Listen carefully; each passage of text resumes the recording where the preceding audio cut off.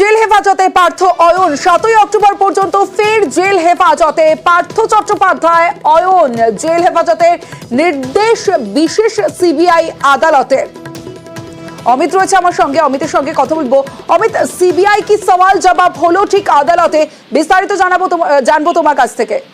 দেখো, প্রাথমিক শিক্ষক নিয়োগ দুর্নীতি মামলাতে গত মঙ্গলবার দিন ফোন অ্যারেস্ট করা হয়েছে প্রাক্তন শিক্ষামন্ত্রী পার্থ চট্টোপাধ্যায় এবং আরো একজন অভিযুক্ত অয়নশীলকে, এবং তারপর থেকে তারা জেল হেফাজতে ছিলেন। আজকে তাদের দুজনকেই ভার্চুয়ালি শুনানিতে পেশ করা হয় এবং সিবিআই তরফে যেটা আদালতে দাবি করা হয়েছে, প্রাথমিক শিক্ষক দুর্নীতি মামলাতে সরাসরি যোগসূত্র বা যোগসাজশ পাওয়া যাচ্ছে পার্থ চট্টোপাধ্যায়ের, এবং তাকে জেরা করার প্রয়োজন রয়েছে। একই সঙ্গে অয়নশীলের প্রসঙ্গে সিবিআই তরফে যেটা জানানো হয়েছে যে বিভিন্ন চাকরি প্রার্থী, যারা অযোগ্য চাকরি প্রার্থী, তাদের কাছ থেকে তিনি টাকা নিচ্ছেন এবং সেই টাকা পৌঁছে দিচ্ছেন পার্থ ঘনিষ্ঠ এক ব্যক্তির কাছে, এবং একই সঙ্গে ইমেল মারফত তিনি কিছু জনের চাকরি প্রার্থীর লিস্ট তিনি পাঠিয়ে দিয়েছিলেন তাদের চাকরির জন্য।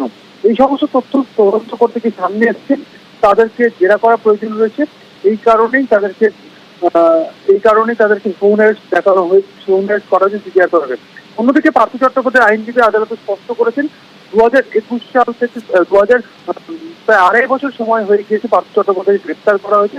প্রাথমিক দুর্নীতি মামলাতে ইতিমধ্যে চার্জশিট দেওয়া হয়েছে সিবিআই তরফে। সেখানে এতদিন 2.5 বছর হয়ে গেল পার্থ চট্টোপাধ্যায়কে জেরা করা হয়নি। কেন এতদিন পর জেরা করা হচ্ছে, সেই জায়গা থেকে সিবিআই বলেছে যে ইতিমধ্যেই বেশ কিছু নতুন তথ্য সামনে এসছে, সেই কারণেই পার্থ চট্টোপাধ্যায়কে ফোন অ্যারেস্ট করা হয়েছে, তাকে জেরা করার প্রয়োজন রয়েছে। এবং আজকে বেল হিয়ারিং হয়েছে, জামিনের আবেদন করা হয় পার্থ চট্টোপাধ্যায় আইনজীবীর তরফে। যদিও সিবিআই তরফে আগামী সোমবার রিপ্লাই করা হবে বা তাদের তরফে তাদের বক্তব্য পেশ করা হবে আদালতের কাছে। সেই কারণে আগামী সোমবার পর্যন্ত জেল হেফাজতে নির্দেশ দিয়েছে আদালত। বেশ।